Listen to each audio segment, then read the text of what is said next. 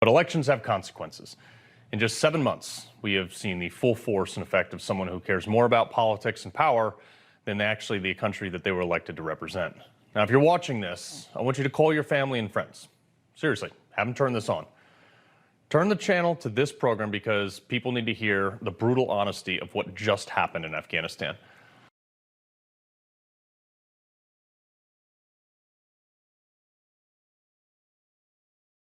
Now, I'm going to make a lot of people really uncomfortable by saying this, but I really don't care because it needs to be said. If you voted for Joe Biden, you directly contributed to this situation in Afghanistan that killed 13 American soldiers, full stop. 13 American heroes who didn't have to die, 13 families that'll never be the same. Let's say their names. Kareem Nakori, United States Marine, Lance Corporal, 20 years old from Narco, California, okay? Nakoi was assigned to the 2nd Battalion, 1st Marine Regiment, 1st Marine Division, based in Camp Pendleton, California. He joined the Marines in 2019 after graduating high school. He was barely alive at 9/11. His family says he always wanted to be a Marine, and that he planned to make a career out of it. United States Marine Lance Corporal David Lee Espinoza, 20 years old, from Laredo, Texas. He had just transferred from Jordan to Kabul 1 week ago to help with the evacuation. Navy Corpsman Max Soviak, 22 years old, from Berlin Heights, Ohio. He was an honor roll student in high school and played football. His mother, father, and 12 brothers and sisters all in mourning tonight. Lance Corporal Riley McCollum, 20 years old, from Jackson, Wyoming. His enlistment was on his 18th birthday, determined to serve in the Marines, and just got married earlier this year, then deployed to Jordan and was relocated to Afghanistan 2 weeks ago. McCollum's widow is pregnant with the couple's first child. She's due next month. Lance Corporal Jared Schmitz, he was 20 years old from Wentzville, Missouri, joined the Marine Corps shortly after graduating from high school in 2019 and was on his first overseas deployment. He too was relocated to Afghanistan just 2 weeks ago. Marine Corps Sergeant Nicole Lee G., 23 years old, from San Diego, California. She was assigned to a combat logistics unit at Camp Lejeune, North Carolina. She was promoted to sergeant in Kuwait not long before landing in Afghanistan. Her husband, also a Marine. Staff Sergeant Darren Taylor Hoover, 31 years old, from Midval, Utah, 11 years in the Marines. His family says he was inspired to join the military by the September 11 attacks. He was 11 years old when that happened. Army Staff Sergeant Ryan Noss, 23 years old, Corryton, Tennessee. He deployed to Afghanistan in 2017 with the 82nd Airborne Division, Bronze Star, Purple Heart. Corporal Hunter Lopez, 22 years old, from Coachella Valley, California. He joined the Marines shortly after high school graduation in 2017. He was planning on joining the local sheriff's department when he returned home from this deployment. Marine Corps Lance Corporal Dylan Morella, 20 years old, from Ranchero, California. He was the first overseas tour and due to return to the U.S. this month. Marine Corporal Dagan William Tyler Page was 23 years old, from Omaha, Nebraska. He planned to go to trade school and possibly even try out for the NFL when his enlistment ended.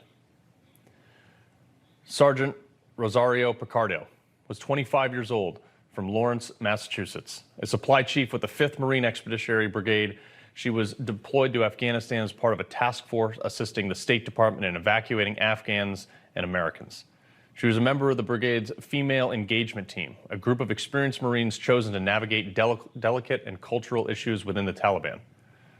Marine Corporal Humberto Sanchez, 22 years old, from Logansport, Indiana. He enlisted after graduating high school in 2017, where he played varsity soccer, took honors, dual credit college classes, and was on the homecoming court. Here they are. Folks, most of these people are barely old enough to rent a car, but yet they're overseas serving on our behalf. They're the real American victims of Joe Biden's presidency. Now, people need to understand that this is what happens when you elect people that have 50 years of experience and no actual accomplishments to show for it. I'm talking to everyone, even members of my family. Okay, this is difficult for me because I'm talking to members of my family too, who had the chance to elect somebody who projected strength versus someone who had been on the wrong side of nearly every foreign policy decision for 50 years. We must get away from the anonymity justification that, oh, my vote didn't do this. It did do this. If you voted for Biden, it did. There's no way to spin this as anything but a complete catastrophic failure. And if you voted for Joe Biden, you attributed to that. Let's take a step back, though. I want to look at the fact that they knew this was coming, and they still did nothing. This largely could have been avoidable. July 13th, that's almost 2 months ago, the State Department warned that this was likely the outcome for this type of course of action. And as reported in the Wall Street Journal, the State Department sent via, or the cable sent via the State Department's confidential dissent channel warned of rapid terrorist gains by the Taliban in the subsequent collapse of the Afghan security forces and offered recommendations on ways to mitigate the crisis and speed up an evacuation, the two people said. Okay. So now John Kirby and the State Department are trying to spin this into something positive. In the course of a very short order of time, 122,000, the largest airlift that the U.S. military has conducted, got 122,000 people to safety. The numbers speak for themselves. 122,000 plus that is significant, and a lot of lives were saved, and a lot of lives are now in a better place. Trying to make it something positive? How about the ones that are still left there? You think this is some sort of political game, Kirby? You trying to save face?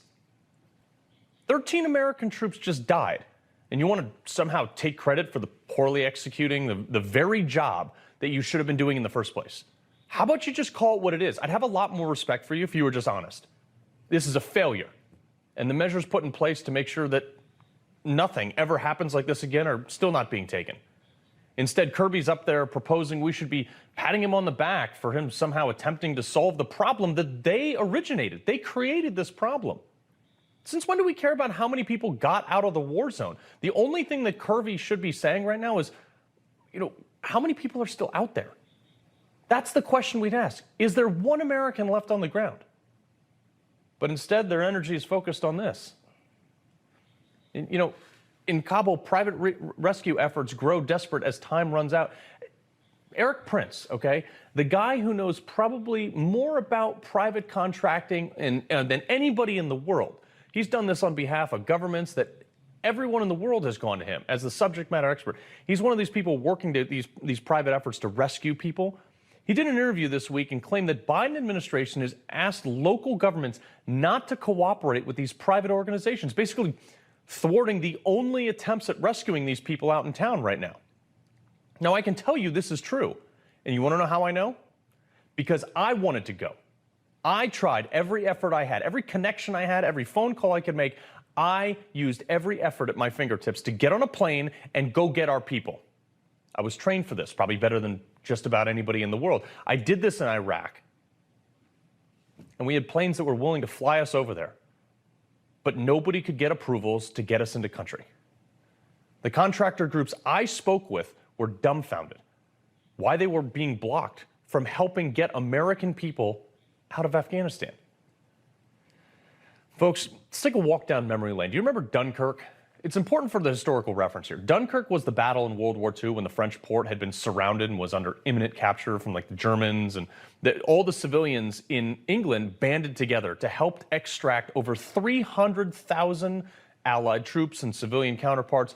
These are civilians that took their personal boats and were willing to evacuate Allied soldiers. This is no different from the concept we're seeing now, and yet our government is so stubborn and inept that they don't want anyone to make them look bad, so they just block anybody from doing anything. Kidding me? What sense does that make? This is the history that should be taught in our schools for the next 200 years. Because I want everybody to know what happened. Because this is the D.C. Beltway garbage that just got 13 Americans killed. I mean, listen to this. Regretting not starting the evacuation even a few days earlier. Who's that for, Idris? Either one. We make plans for a number of things, and clearly, as the chairman pointed out, as we did detailed planning throughout, we recognize that there might be a point in time when we have to conduct a NEO. No. That was just a few days ago. Secretary of Defense Lloyd Austin and General Mark Milley, he's the chairman of the Joint Chief of Staff, taking no responsibility for the disaster they helped create in Afghanistan. And let me preface this by saying, if you didn't help create it, you should have resigned. If you thought this was a bad plan, you shouldn't have kept your position. You should have had some character, and you should have resigned if you didn't like the plan, but you went along with it.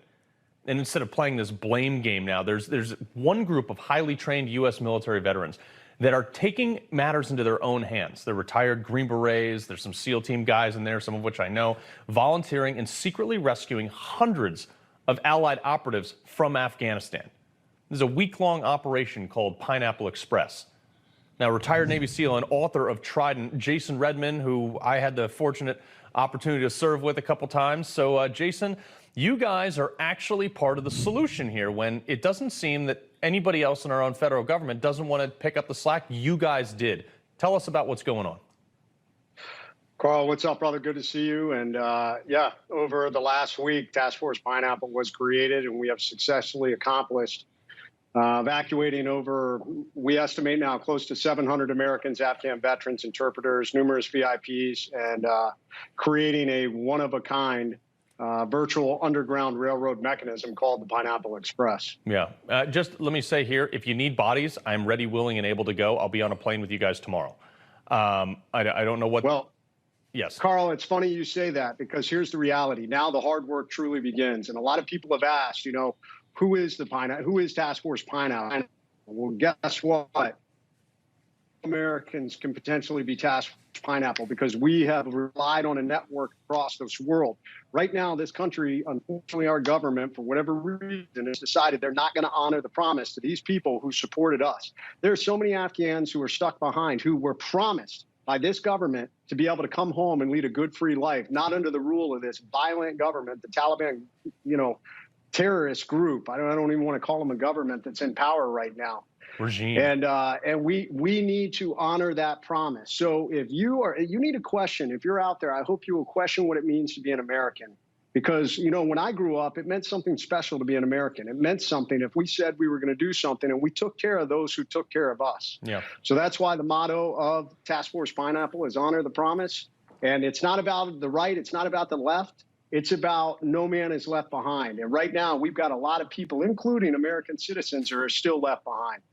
Yeah, and it doesn't seem like people are actually caring about it up at the State Department, up at the DOD. My issue here is the Taliban, we've essentially outfitted them. By the way, if you're a taxpayer, you have, on average, have contributed over $250 to the Taliban via weapons, night vision vehicles. They now have more Black Hawk helicopters than 90% of countries in the world, all because of our tax dollars. Now, Jay, you and I have, we were in Iraq together. We did a platoon in, sister platoons together. And from what I remember is we just blew up all the stuff we left behind. Why didn't they take those precautions at all during this withdrawal?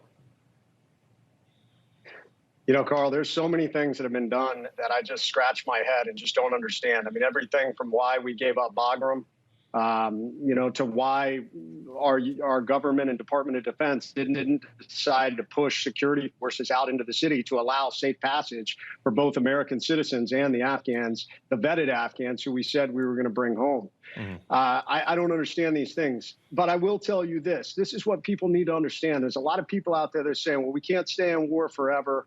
And you're right, we can't. We can't run forever wars, but there are better ways we could have done this. And at the end of the day, if you remove the war component, for 20 years, we worked alongside individuals, many of which, in my opinion, are more American than half the or some of the American citizens that are out there. Mm-hmm. And we promised them we would bring them home, and that is not done. But so many people out there in America, they can't connect with this. When they think of Afghanistan, it's this far-off land with mountains that, just has nothing but terrorists, and there is some truth to that. But the reality is there's a lot of great people, people who sent messages like this. This is one of the families we got out.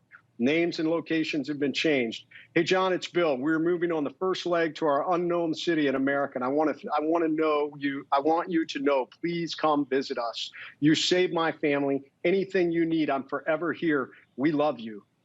these are people no different than your neighbors down the street, man. They supported us, and it's up to all of us you need to pressure your political leaders to do the right thing and honor the promise we gave these people. I 100% agree. You know, you and I both know Johnny Walker, who we were in Iraq with together. We had him on the program talking about this. He had a similar situation. That guy is more American than 90% of this country, even though he was born in Iraq and, you know, raised over there. And a lot of these interpreters, they were willing to turn their back for almost certain death on the Taliban and on whatever terrorist group there was. And we couldn't get them out of there. I want to go over the fact that there was a negotiation that happened, and this has just come out recently in the last 2 days here, where the American leaders told the Taliban in closed doors negotiations, oh, we don't need the city of Kabul, we just need the airport. And the Taliban was like, all right, fine, I guess we'll take the city. I mean, what do you make of these type of foolish negotiations that didn't allow us to have that or keep that perimeter that we had previously already established? Once again, Carl, there's a lot of things that have been done that I just scratch my head and I don't understand. But at the end of the day, right now, my focus and the focus of Task Force Pineapple is to get the remaining American citizens and the remaining Afghan allies out. I'm not going to point fingers right now because the reality is it is very difficult for us to do this on our own without the support of the U.S. government. So all I can say is please pressure your political leaders, reach out to them and just say, hey, we promise these people and we need to fulfill that promise. Yeah, I know. Jason Redman, what you're doing is absolutely incredible. We appreciate it so much. And like I said, the offer's on the table. Anything I can do, I will be on a plane tomorrow if you need it. And anyone out there, if you want to help right now, you know, conducting these operations, moving to the next phase is going to take a lot of work. Please check out operationrecovery.org. Those funds will be utilized to try and help these people get out. All right. One of the few groups out there actually doing what they're saying they're doing. Jason Redman, we appreciate you joining. Carl, thank you, man. All right. So I'm not supposed to take any questions, but go ahead. Mr. President, on Afghanistan? I'm not going to answer Afghanistan now. Can you get facilities? Okay. Well, that was Biden yesterday refusing to answer a question about Afghanistan at the end of a news conference on Hurricane Ida. And this is just another example of our president doing literally anything to avoid answering tough questions. Senior advisor to the Trump 2020 campaign and the Trump 2016 campaign advisor, Corey Lewandowski, joins me now. Corey, how are you doing, boss? I'm doing great. Thanks for having me on. Our pleasure, our pleasure. So I want you to take a listen from what Jen Psaki said earlier today. The men and women who gave their lives, and the president attended, as you noted yesterday, to honor their service, honor their sacrifice, and had the opportunity to meet a number of the family members yesterday. Really, Jen? Is that what happened? Seems like Joe he had somewhere else to be. He was checking his watch during the service of the 13 soldiers who are mourning right in front of their eyes. I mean, how disrespectful is this guy, Corey? You know, Carl, it's amazing because we had a horrific day when 10 of our greatest warriors were killed because of the ineptitude of this administration.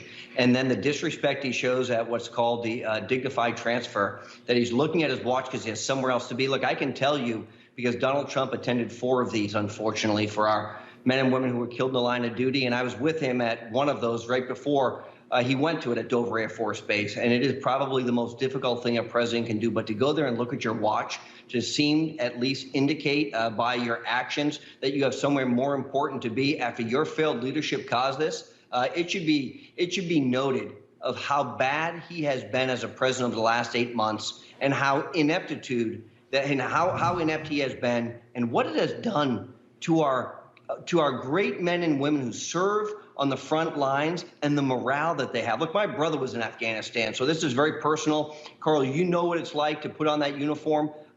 These people do this by choice, and they expect that the leaders at the top of the chain will have their backs. That has not been the case under this administration. Yeah, I mean, we've seen Joe Biden kneel for the national anthem in support of this BLM movement and this I don't even know what it is. It's some ridiculousness. But, I mean, this is just like George H.W. Bush during this presidential debate in '92, where he did something very similar. He looks at his watch, he moves on, and it was basically a huge blunder for him.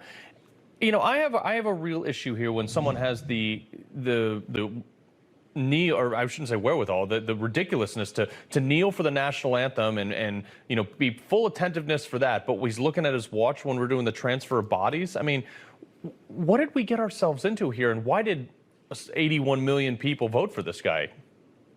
Americans have buyer's remorse. There's no question about it. $85 billion worth of equipment left behind.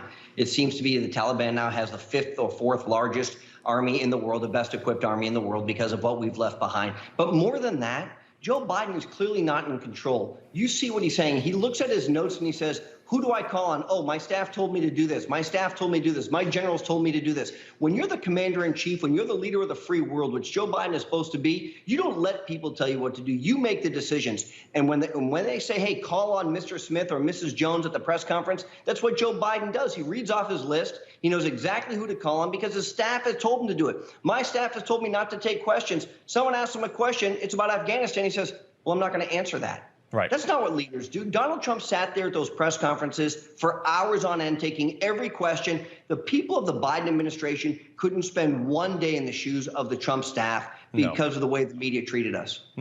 Absolutely not at all. And before I get to John Kirby real quick, the point that you just made is like, who is in charge? He's sitting at a briefing table watching this unfold by himself. At no point during a situation like this is the president ever by himself. Am I wrong? You're not wrong. And remember, Kamala Harris said that she was going to be the last person in the room. There was nobody in the room. When he was out of Camp David, he came back from Camp David. He gave a press conference and took no questions, got back on the helicopter and went back on vacation as Kabul was falling. How is that possible, Carl, that we even allow this? I mean, it's so frustrating for Americans who want to stand for the flag and kneel for God and thank the men and women on the front lines every day that we have a leader in the White House who doesn't support them or respect them. Yeah, I mean, it just shocked me. Real quick, I want to get your take. While all this is going on, $3.5 trillion is about to get lit on fire, and they're going to flush the ashes down the toilet on infrastructure. I mean, no one's talking about it. This is all just, they're using the smoke, unfortunately, of Afghanistan, and Pelosi's ramming this through. Is this going to pass? I mean, you talk us about what goes down through the lobbying process that you see where all this is getting just paid out. This is going to pass. It's basically the Green New Deal on steroids. It's not just this $3.5 trillion. It's the other $1.5 trillion. So we're basically passing $5 trillion of new tax increases on a bunch of people and mortgaging our children and our grandchildren's future. This is going to be one of those bills where you have to pass it before you read what's actually inside it. But unfortunately, Carl, the Democrats told us exactly what they were going to do. They told us we're going to go do all these things. We're going to raise your taxes. We're going to now stop being a country that exports energy and has to import it all over again because we think that the biggest issue in the world is climate change. That's what they tell us. And so we should have known it, and we have to have a recourse at the ballot box in November 2022. Yeah, no, absolutely. And I don't see how people could not wake up to this. It's unbelievable. All right, Corey Lewandowski, we appreciate you joining us tonight, sir. And the likelihood there's going to be one unified government in Afghanistan controlling the whole country is highly unlikely. Look, we made clear to the Taliban that any attack on our forces or disruption of our operations at the airport will be met with swift and forceful response. Thank you so much. I'm not supposed to take any questions, but go ahead. Mr. President, on Afghanistan, I'm not going to answer Afghanistan now. can you get the still Okay. What?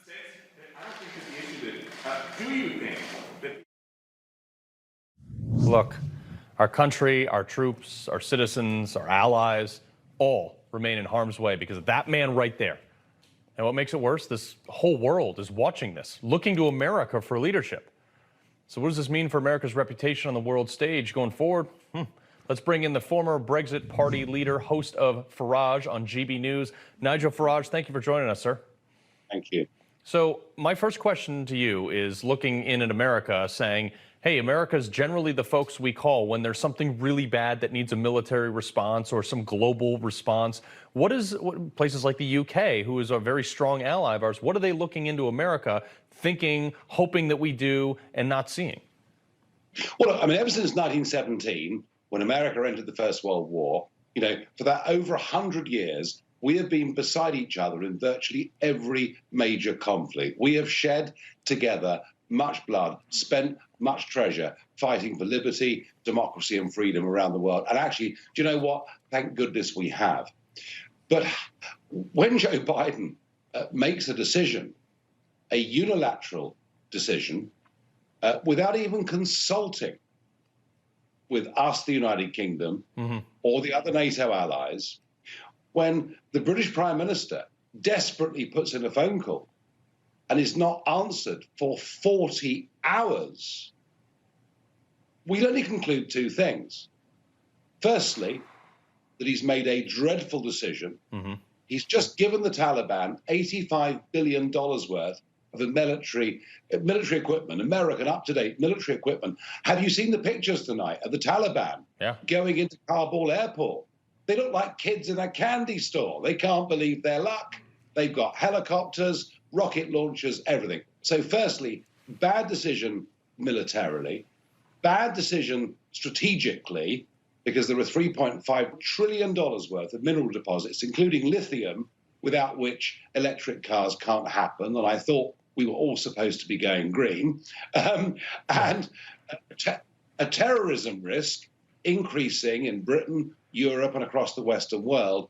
And all of this done without consultation.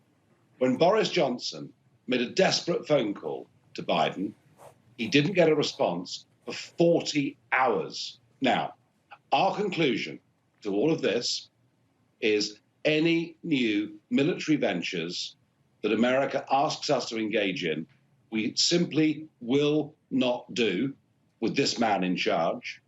And I think not only is the special relationship between our two countries in tatters, I can't even see a future for NATO.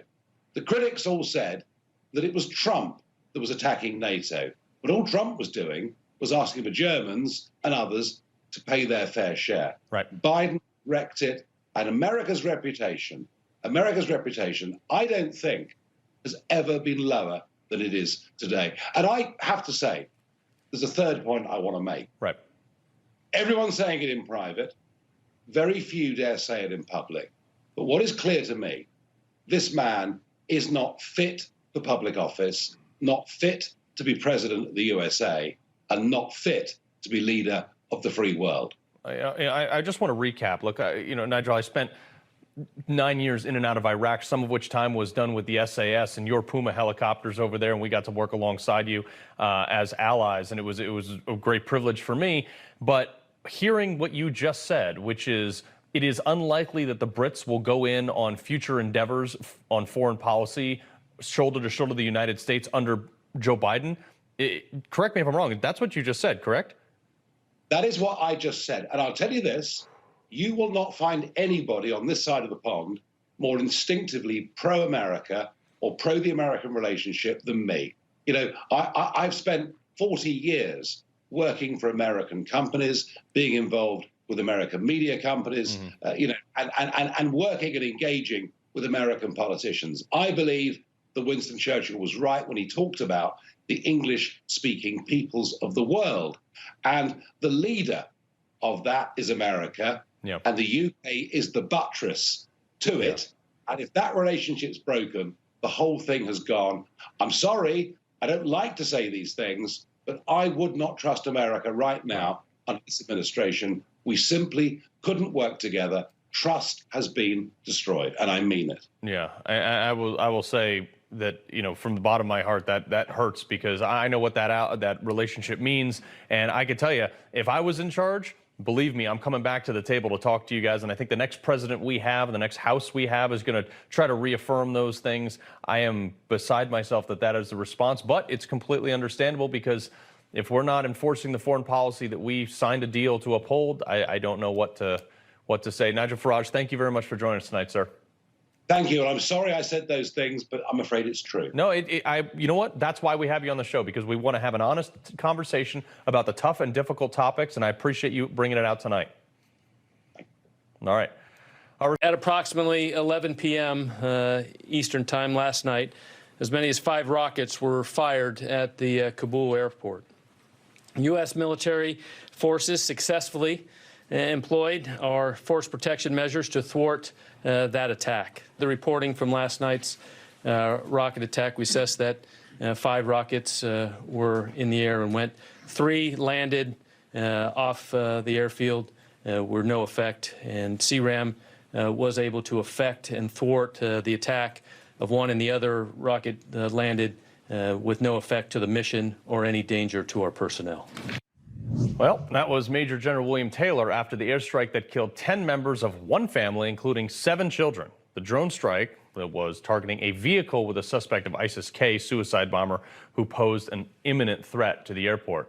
Was that the right move? I mean, this is what happens when you lose all the assets on the ground because we didn't support them, and the ones we did support, we got out of the country, and now nobody in Afghanistan wants to work with us anymore. Joining us now to discuss is conservative and political commentator and host of BillWhittle.com. He is a great site that I get a lot of my stuff from. But Bill, I'm sorry you're joining us under these circumstances, but I got to ask, we've been saying all along this is going to take some collateral damage, unfortunately, but then they were saying, no, we don't want collateral damage, and now they're drone striking an entire family that kills 7 children because we don't have the assets on the ground anymore to give effective intelligence. What say you?